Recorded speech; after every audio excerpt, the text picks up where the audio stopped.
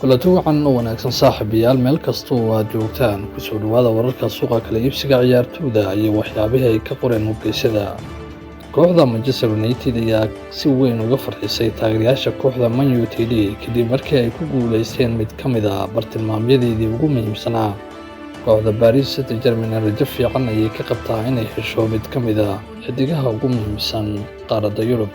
Ayeeshee haddii aan ku horeeyo kooxda West Ham United ayaa lagu soo warramayaa inay xiiseynayso inay hesho difaaca kooxda Nice ninka la yidhaahdo Todiba xilli si weyn loola xiriirinayo inuu ku biiri karo kooxda Juventus. Ayeeshee kooxda Hammers ayaa maanta ku dhawaaqday inay kooxda Nice ee dalka Faransiiska ay dalab u gudbisay xilli lagu soo warramayo inay kooxaha Juventus ee Nice ka heshiiyeen in xidigani uu ku wareego kooxda reer Italy. Taageerayaasha kooxda Olympique Marseille ayuu macsalaameeyay ciyaaryahanka Peter Aubameyang kadib markii heshiis 2 sano ah uu u saxiixay kooxda Al-Qadisiyah ee dalka Sacuudi Carabiya. Aubameyang ayaa ku biiray kooxdan ka socota dalka Sacuudiga waxaana la filayaa inuu ka garab ciyaari doono ciyaaryahankii hore ee kooxda Real Madrid Nacho oo horey isagu ugu biiray kooxda Al-Qadisiyah. Kooxda Villarreal ayaa lagu soo warramayaa inay ku guuleysatay inay heshiis ay la gaarto ciyaaryahanka Sergi Cardona kaasoo beeca xurta ah ugu biiray. Xidigan ayaa si aad ah looga xiiseynayay horyaalka dalka Ingiriiska iyo Talyaaniga laakiin ugu dambeyntii waxaa ku guuleysatay kooxda Villarreal ee ka socota dalka Spain. Kooxda Manchester United ayaa lagu soo warramayaa inay ku guuleysatay in ay inta badan dhammaystirtay heshiiska ay kula soo wareegayso ciyaaryahanka 18 jirka kooxda Lille Yoro kaasoo la sheegay inuu maanta uu soo gaaray dalka Ingiriiska si uu caafimaadka ugu maro kooxda Manchester.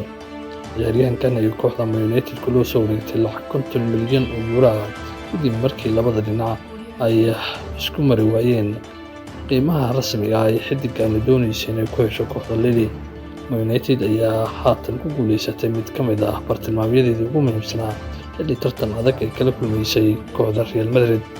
Alvaro Morata kabtankii xulka dalka Spain ayaa la sheegay inuu si rasmi ah ugu biiray kooxda AC Milan waxaana heshiis gaaraya ilaa 2028 uu qalinka ugu duway kooxdan AC kadib markii uu kaga soo wareegay lacag lagu sheegay 13 milyan kooxda Atletico Madrid. Xidigan ayaa dib marka lagu laabtay horyaalka dalka Talyaaniga.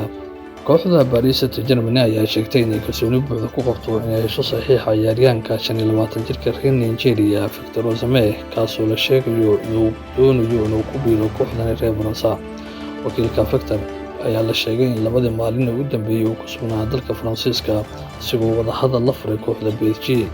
Kooxda Napoli ayaa doonaysa beddelka Osimhen waxaana la sheegay in haatan ay ku dhowdahay inay hesho saxiixa ciyaaryahanka Romelu Lukaku inkastoo qiimaha ay kooxda Napoli ku doonayso ilaa iminka ay isku mari laayihiin kooxda Chelsea.